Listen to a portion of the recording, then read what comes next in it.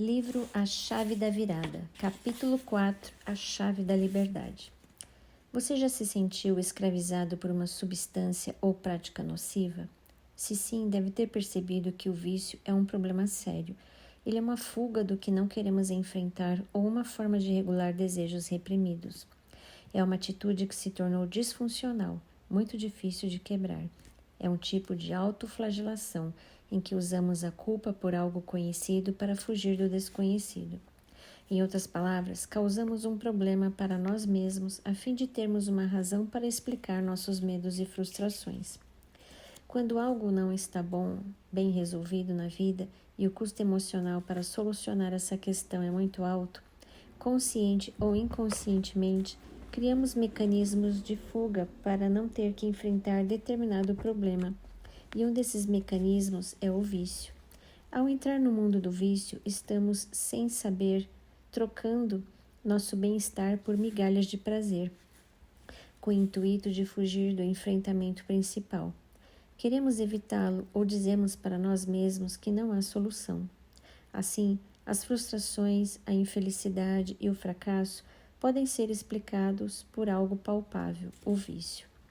Ele pode ser exemplificado pela metáfora de um túnel subterrâneo usado para a fuga de um presídio. É oculto, cavado em lugares sujos e longe do olhar prescrutador das pessoas. Para passar por ele é preciso se abaixar e se arrastar. Leva o indivíduo para longe do lugar que o aprisiona. É uma válvula de escape. Ao passar pelo túnel, a pessoa se suja e machuca. Entra em contato com animais repugnantes e pode contrair várias doenças. Mas no caso do vício, como uma doença emocional, depois de rastejar pelo túnel, todos os dias ela volta para a prisão. Assim, nunca se liberta de fato. Uma forma de sair da prisão.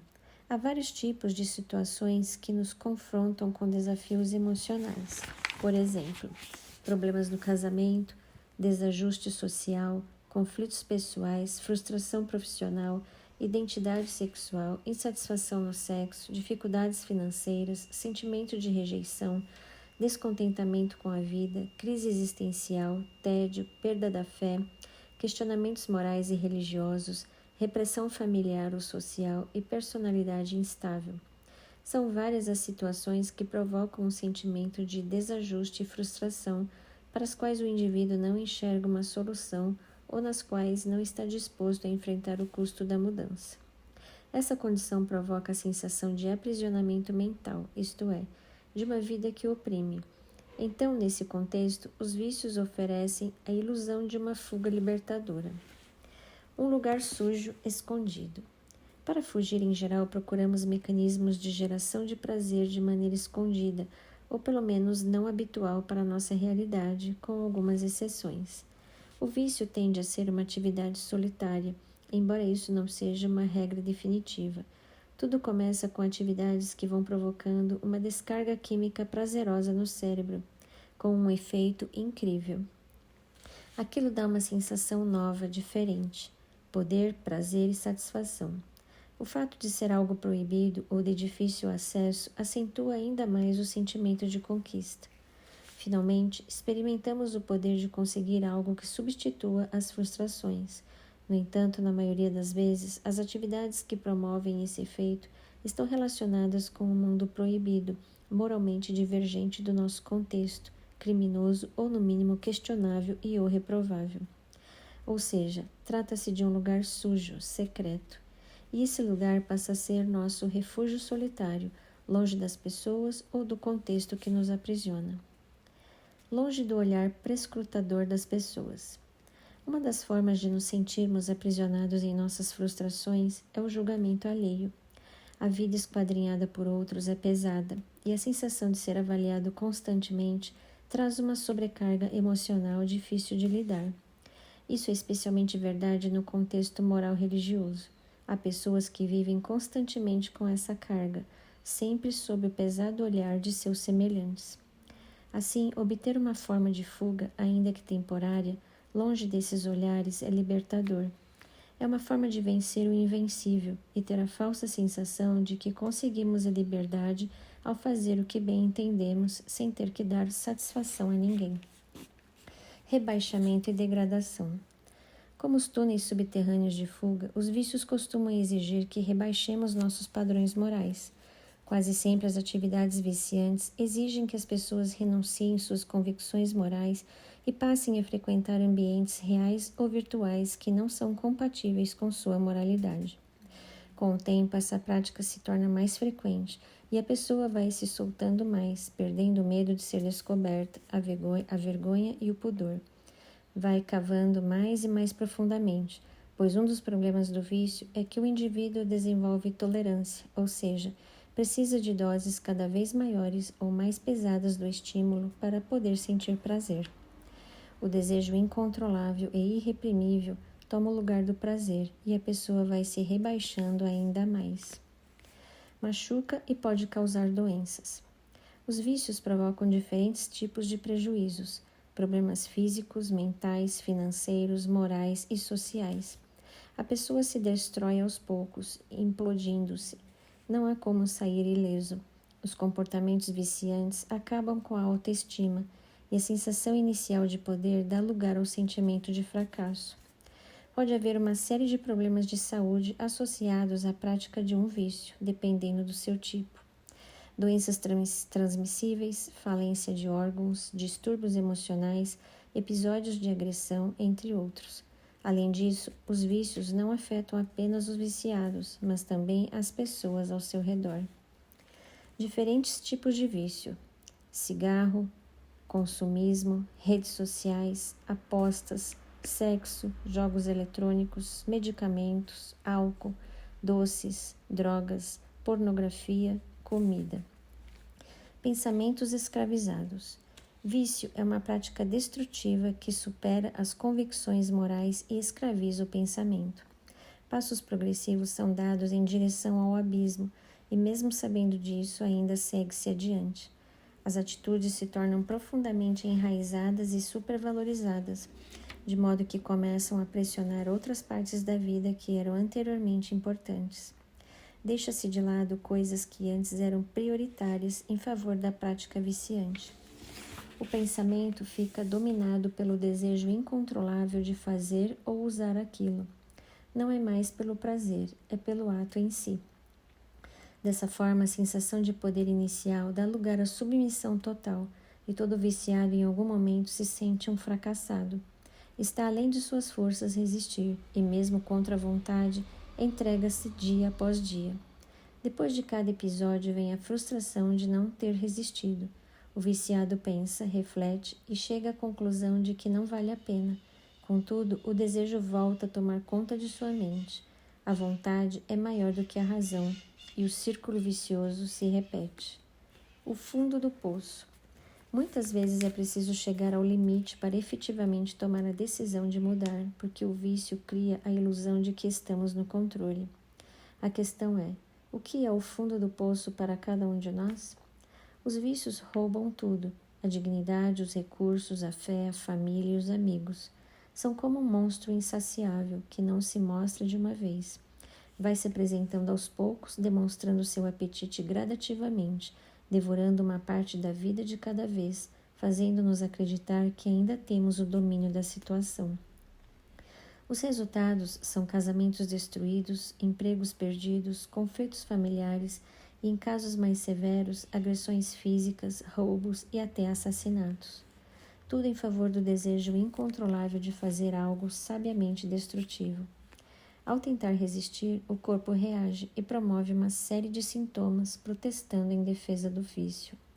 Essa é a síndrome da abstinência. Manifestações da síndrome de abstinência: apatia, confusão mental, disfunção psicomotora, pensamentos exagerados, delírios, alterações no sono, transtornos de ansiedade, comportamentos compulsivos, irritabilidade, alterações no apetite, isolamento social, hipersensibilidade ao estresse, agressividade, problemas de memória, sudorese, tendência a ideações suicidas. A parte mais difícil. O maior desafio para vencer o vício é reconhecer o problema. Toda pessoa tem uma dependência nega que é viciada para evitar o estigma.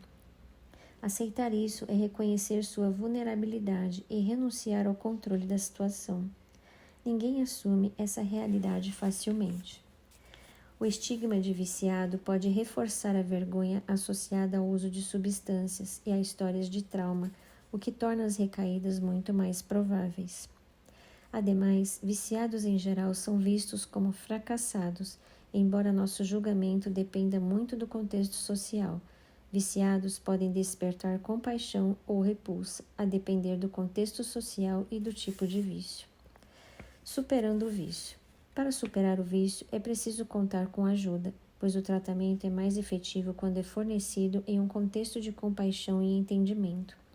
O grande problema do tratamento do viciado é que quando ele se abstém do vício, perde a conexão que alimentava seus circuitos emocionais, apesar dos prejuízos evidentes.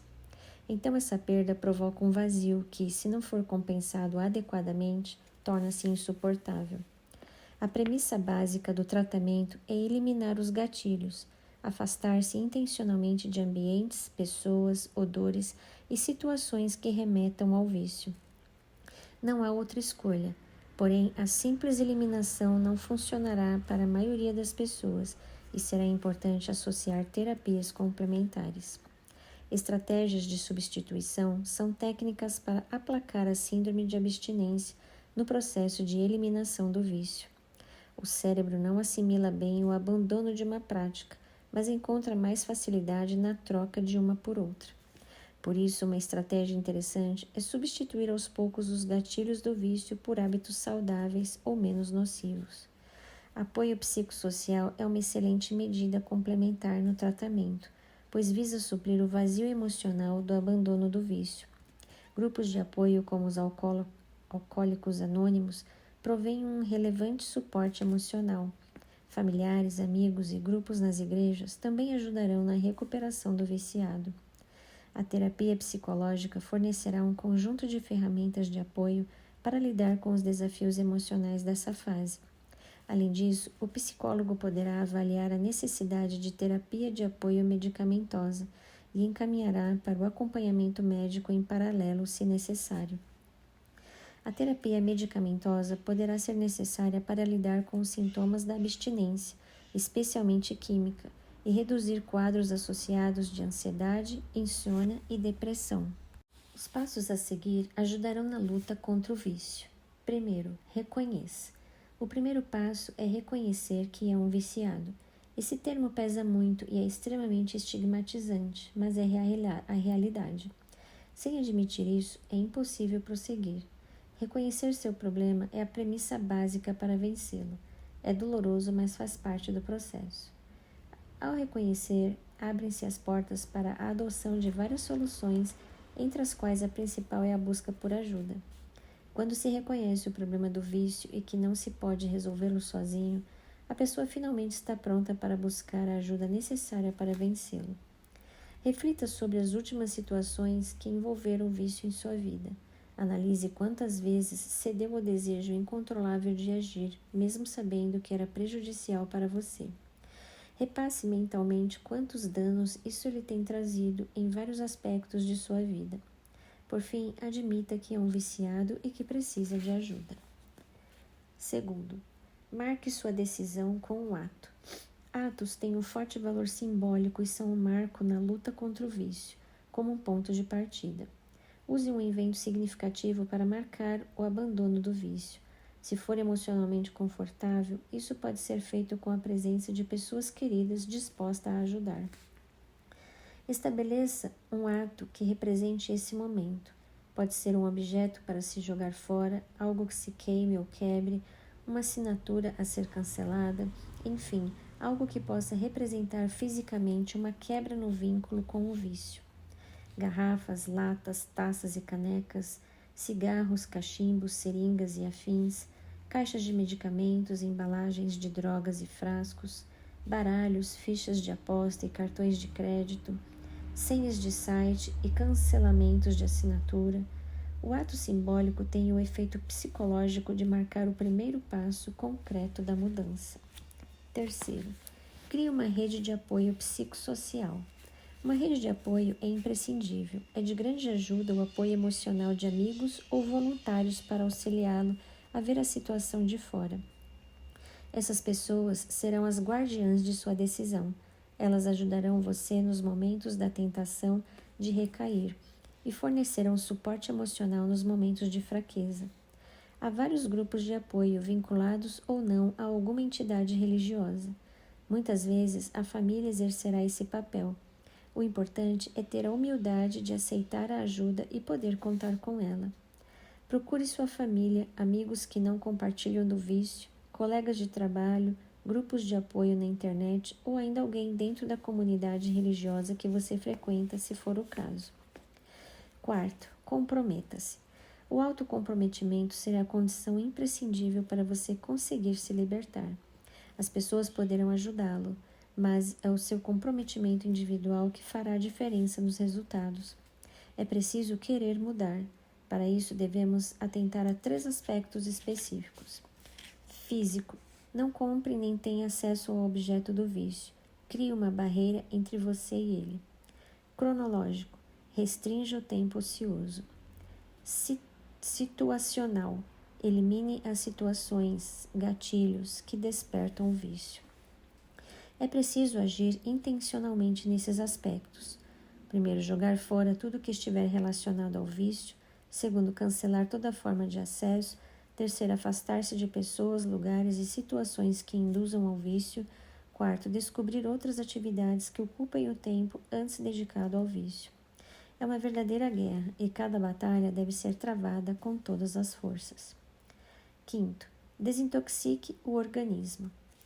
Um estilo de vida saudável será muito útil no processo de desintoxicação do corpo e de equilíbrio da mente. Boa alimentação, rica em frutas e vegetais e sem alimentos industrializados ou com muita gordura, atividade física regular, higiene do sono, consumo de boa quantidade de água pura, exposição controlada à luz solar, ar puro, equilíbrio emocional e confiança em Deus são os remédios naturais que modificam o estilo de vida, trazendo força e vigor físico para enfrentar a luta de superação. Sexto, não desista. Mesmo que você caia, levante-se quantas vezes precisar. Nunca desista. É muito provável que haja recaídas, especialmente no início, pois em geral elas fazem parte do processo. Entretanto, com o tempo, ficam menos frequentes e perdem a força. É necessário manter o foco no longo prazo, no objetivo maior que é a superação. Por isso, é importante o apoio psicossocial a fim de ajudá-lo a lidar com esses momentos, animando-o a prosseguir. 7. Seja honesto. Não minta, especialmente para as pessoas que estão ajudando você. Assuma os erros, ainda que isso seja vergonhoso. A conduta honesta estimula a consciência das ações e cria conexões humanas autênticas, além de nos tornar responsáveis por nossos atos. Tome a decisão de fazer o certo e seja honesto. As pessoas entenderão uma recaída ainda que fiquem tristes, mas terão muita dificuldade em lidar com mentiras e atitudes enganosas. A mentira destrói a confiança e a vontade de ajudar. Se continuar mentindo, com o tempo, as pessoas que formam o seu círculo social podem se cansar e abandonar você em sua luta. 8. Adote uma estratégia para lidar com a abstinência. A crise de abstinência é o conjunto de sinais e sintomas que emergem ao interromper um comportamento vicioso. Ela surge pela associação de diversos fatores. Geralmente é impulsionada por características emocionais, herança genética, estilo de vida e aspectos comportamentais e sociais. Toda pessoa que está tentando renunciar a um vício passará por crises de abstinência, de maior ou menor intensidade, durante mais ou menos tempo. A desintoxicação do organismo e o apoio de um profissional são as melhores estratégias para lidar com a crise de abstinência.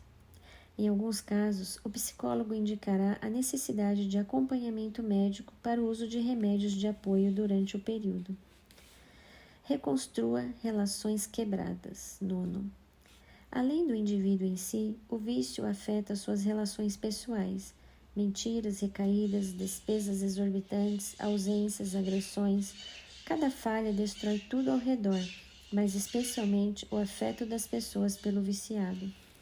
Ao procurar vencer o vício, será fundamental buscar reconstruir essas relações, pois elas serão parte do processo de refazer a vida. Tome a iniciativa de procurar as pessoas envolvidas. Peça perdão pelos danos causados. Repare os prejuízos quando possível.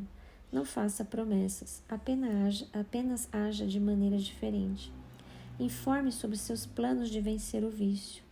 Dê tempo ao tempo, não espere que tudo volte ao normal em um passe de mágica. 10. Comece um plano de higiene do sono. Manter uma boa higiene do sono é fundamental para ajudar a superar os vícios. O sono desempenha um papel crucial na restauração da nossa mente e não apenas influencia a nossa saúde emocional, mas também afeta diversos outros aspectos, como o metabolismo e a imunidade. 11. Adote uma rotina de atividades físicas. Dessa forma que o sono, a atividade física tem um papel essencial no processo de renovação bioquímica do corpo. Serve também como mecanismo de escape para amenizar e eliminar vários sintomas da ansiedade resultante do processo de luta contra um vício. 12. Desenvolva a espiritualidade. Cada pessoa carrega consigo profundas e íntimas necessidades espirituais. No entanto, como seres humanos, tendemos a negligenciá-las. A busca pela espiritualidade e o contato com o divino trazem serenidade ao nosso ser, desacelerando nossos pensamentos e tranquilizando nosso coração. Uma vivência espiritual autêntica não apenas promove a saúde, mas também fortalece nossa capacidade de enfrentar desafios. O sentimento de pertencimento a uma comunidade religiosa oferece força e paz de espírito. 13. Procure ajuda profissional. Na medida do possível, a terapia com um psicólogo ajudará muito. Será um ponto de apoio muito relevante para ajudar a restabelecer algumas pontes quebradas em sua estabilidade emocional. Esses caminhos precisam ser restaurados para que você possa seguir em frente e superar os desafios emocionais de reconstruir sua vida. Um psicólogo poderá orientar as melhores opções terapêuticas disponíveis e ser um ponto de apoio para a mudança, especialmente na gestão da crise de abstinência.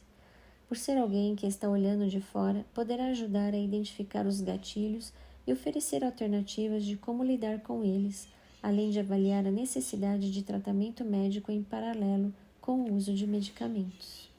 A chave da virada. No capítulo 15 do livro de Lucas, encontramos 3 histórias de perdas. Uma moeda que não sabia que estava perdida, uma ovelha que sabia que estava perdida, sofria por isso, mas não sabia como voltar ao redil, e o filho pródigo, que sabia que estava perdido, sabia como voltar para casa, mas estava preso em seus vícios. Deus é nosso Pai, e seu amor para conosco é incondicional. Esse amor está baseado em seu caráter, não em nossos méritos. Existem muitas pinturas, músicas e diversos livros que evocam a parábola do filho pródigo. O adjetivo pródigo se refere a alguém que desperdiça seus bens em gastos inúteis e foge em busca de horizontes supostamente melhores para viver. A parábola conta a história de um jovem que abandonou o lar, ao mesmo tempo que nos fala de um pai amoroso, perdoador e restaurador, uma vez que o relato enfatiza mais o amor e o perdão do pai do que a frustração do filho. O rapaz em questão se rebelou contra o pai e a família, pediu sua herança e partiu. Era como se desejasse a morte prematura do pai. Mostrou que dava mais valor às coisas do que às pessoas, adquiriu vícios e neles consumiu seu dinheiro e sua saúde física e emocional. Optou por um estilo de vida egoísta, sem compromissos, limites nem responsabilidade. Abusou dos prazeres, gastou seu recurso futuro com excessos e desrespeitou os princípios. Privilegiou a independência em vez da vida em família. Com o dinheiro, pôde comprar e conseguir coisas, esquecendo-se de que existem outras coisas impossíveis de comprar por mais dinheiro que tenha. Longe da casa de seu pai, teve amigos que só estavam interessados em seu dinheiro. Quando o recurso acabou, os amigos desapareceram. Na fartura, muitos estavam ao seu lado, mas quando a fome chegou, ficou sozinho. Então teve que fazer o que antes na casa do pai não desejava: trabalhar. O filho pródigo se arrependeu e, enquanto cuidava de porcos, um trabalho considerado impuro para um judeu, finalmente caiu em si, ansiando saborear a comida de sua casa, que outros comiam em abundância. Desejou se servir do alimento dos porcos, mas não podia fazê-lo. Um dia, o jovem mudou de ideia e reconheceu sua má decisão. Percebeu que o pecado, ou seja, a separação de Deus e de seus princípios, promete liberdade, prosperidade e plenitude, mas resulta em uma vida de escravidão, miséria e vazio.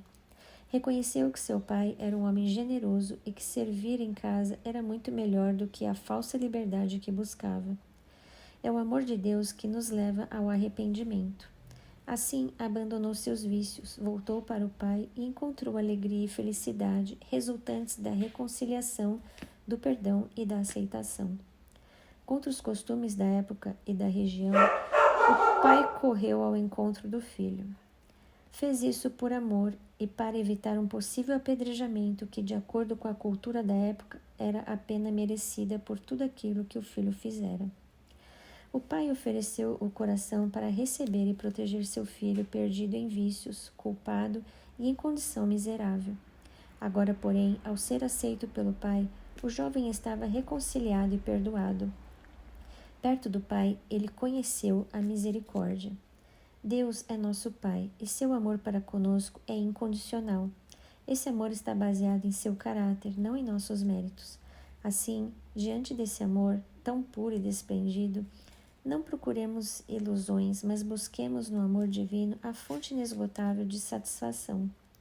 No livro intitulado Invencível, uma história de sobrevivência, coragem, perdão e resistência durante a Segunda Guerra Mundial, Laura resumiu a vida de Lewis, um atleta norte-americano de origem italiana.